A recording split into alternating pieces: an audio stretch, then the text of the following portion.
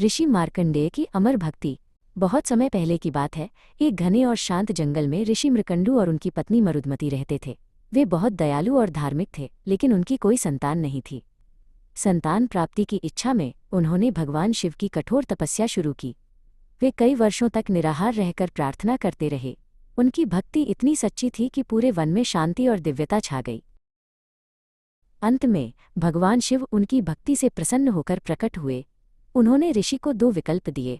पहला विकल्प था एक ऐसा पुत्र जिसकी आयु बहुत लंबी हो, लेकिन वो मंदबुद्धि और दुष्ट हो।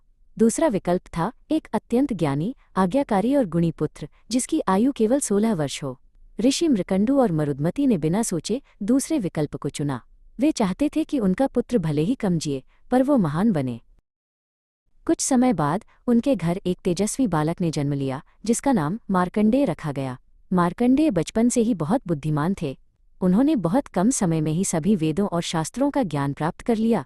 उनके स्वभाव में विनम्रता थी और वे हर समय भगवान शिव की भक्ति में लीन रहते थे। ऋषि मृकंडु और मरुदमती उन्हें देखकर बहुत खुश होते, लेकिन उनके मन में हमेशा 16वें वर्ष का डर बना रहता था।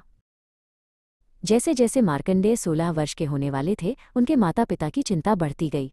एक दिन मार्कंडेय ने उन्हें दुखी देखकर कारण पूछा। तब ऋषि मृकंडु ने भारी मन से उन्हें भगवान शिव के उस वरदान और उनकी कम आयु के बारे में बताया। ये सुनकर मार्कंडेय घबराए नहीं, बल्कि उन्होंने मुस्कुराते हुए कहा, पिताजी, आप चिंता न करें। जिस शिव ने मुझे जीवन दिया है, वही मेरी रक्षा भी करेंगे। अपनी मृत्यु का समय निकट आते देख मार्कंडेय समुद्र के किनारे एक शिवलिंग के पास चले गए।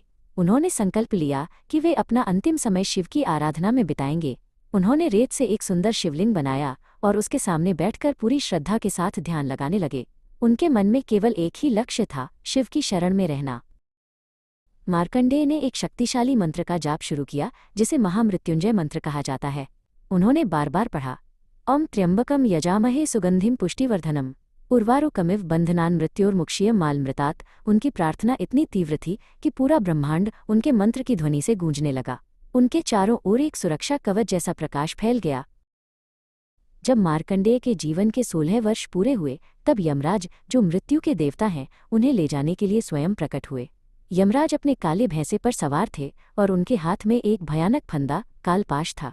उन्होंने मार्कंडेय को चलने के लिए कहा, लेकिन बालक ने अपनी आंखें नहीं खोली और शिव का नाम जपना जारी रखा। यमराज ने अपना फंदा मार्कंडेय की ओर फेंका।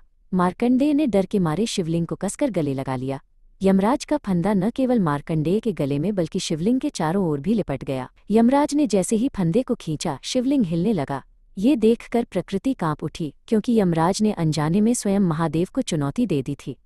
अचानक शिवलिंग फट गया और उसमें से अत्यंत क्रोधित रूप में भगवान शिव प्रकट हुए। शिव का रौद्र रूप देखकर यमराज पीछे हट गए। शिव ने अपना त्रिशूल उठाया और यमराज को चेतावनी दी कि वे उनके भक्त को हाथ न लगाएं। शिव ने कहा, मार्कंडेय मेरी शरण में है और जो मेरी शरण में है उसे काल भी नहीं छू सकता। यमराज ने अपनी गलती स्वीकार की और शिव को प्रणाम कर वहां से चले गए। भगवान शिव ने मार्कंडेय को उठाकर गले लगा लिया। उन्होंने मार्कंडेय को वरदान दिया कि वे हमेशा 16 वर्ष की आयु के रहेंगे और अमर होंगे। इस प्रकार अपनी अटूट भक्ति और साहस के बल पर मार्कंडेय ने मृत्यु पर विजय प्राप्त की। आज भी उन्हें महान सप्तर्षियों में गिना जाता है।